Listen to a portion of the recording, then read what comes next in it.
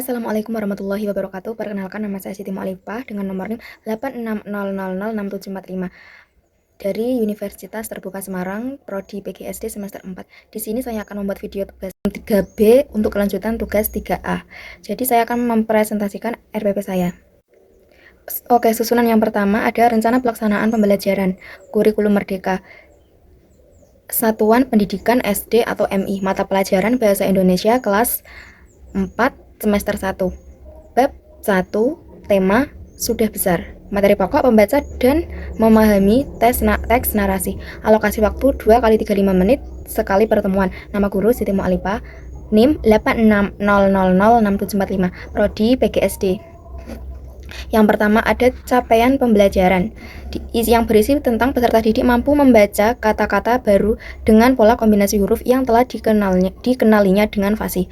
Peserta didik mampu memahami informasi dari bacaan dan tayangan yang dipirsa tentang diri dan lingkungan, narasi imajinatif, dan puisi anak. Peserta didik mampu memaknai kosakata baru dari teks yang dibaca atau tayangan yang dipirsa dengan bantuan ilustrasi.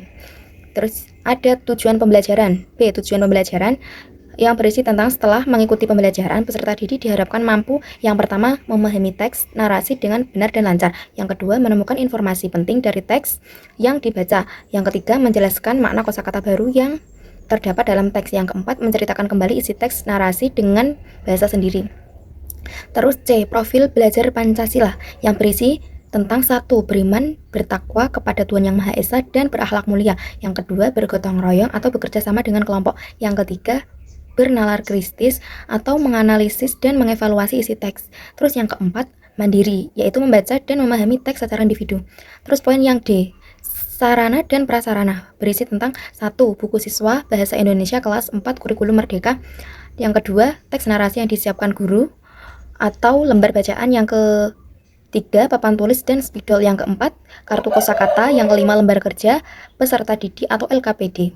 Terus poin yang E, target peserta didik, yaitu peserta didik reguler kelas 4 SD yang berjumlah kurang lebih 28 orang. Poin ke F, yaitu model dan pendekatan pembelajaran, model kooperatif, learning, dan pendekatan scientific atau mengamati dan menanya, mencoba, menalar, mengkomunikasikan dengan metode tanya jawab, diskusi kelompok, dan penugasan.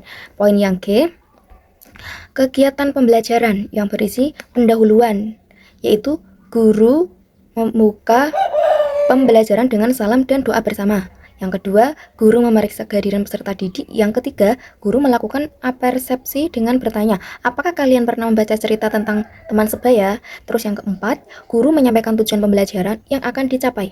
Yang kelima, guru memberikan motivasi kepada peserta didik dengan alokasi waktu 10 menit untuk pendahuluan. Terus yang selanjutnya ada kegiatan inti. Kegiatan inti ini berisi yang pertama, mengamati. Peserta didik mengamati judul dan gambar ilustrasi teks narasi yang dibagikan guru. Yang kedua, menanya. Peserta didik bertanya tentang kata-kata yang belum diketahui maknanya. Terus ada guru mendorong peserta didik untuk membuat pertanyaan tentang isi teks. Yang ketiga, mencoba, yaitu peserta didik membaca teks narasi secara mandiri dengan seksama. Terus peserta didik juga menjawab pertanyaan pemahaman pada LKPD secara individu. Yang keempat, menalar, berisi tentang peserta didik berdiskusi berpasangan untuk mendiskusikan jawaban dan menemukan kosakata baru. Dan juga peserta didik bersama pasangan menyusun ringkasan teks. Yang kelima, mengkomunikasikan atau membagi. Beberapa pasangan mempersatukan hasil diskusi di depan kelas, dan guru memberikan penguatan dan umpan balik terhadap hasil presentasi. Dalam kegiatan inti ini membutuhkan waktu 50 menit.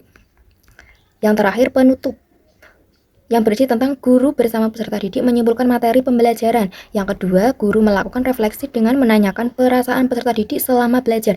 Yang ketiga, guru memberikan tindak lanjut berupa tugas membaca teks narasi lain di rumah. Yang keempat, guru menyampaikan rencana pembelajaran berikutnya. Yang kelima, pembelajaran ditutup dengan doa dan salam.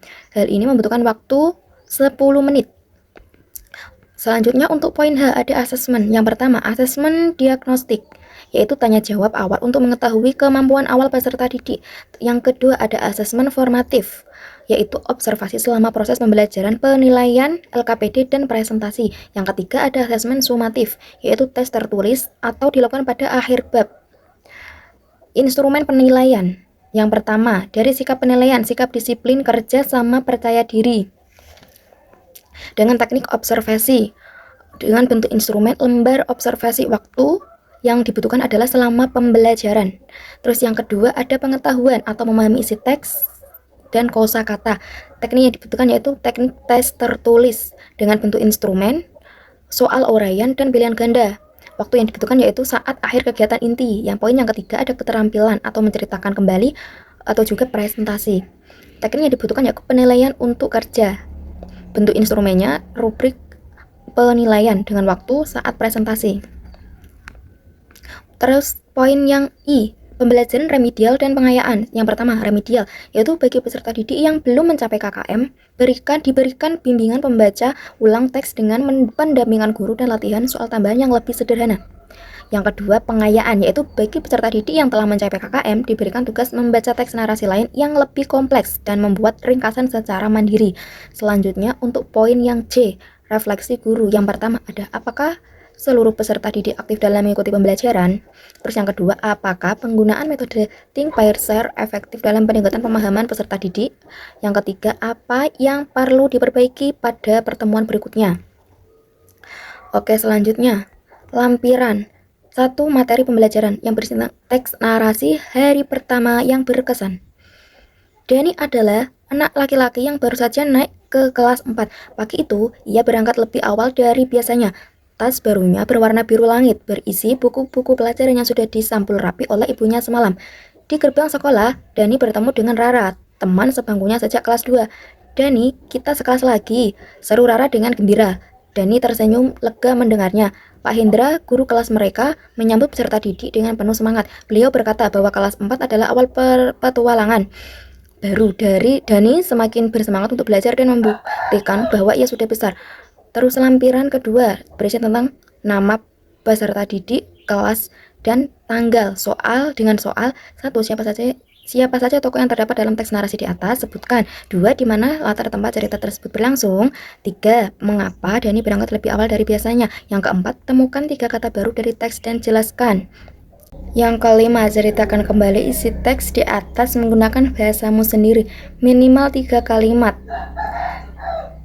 Jadi soal-soal yang akan diberikan adalah 5 soal tersebut.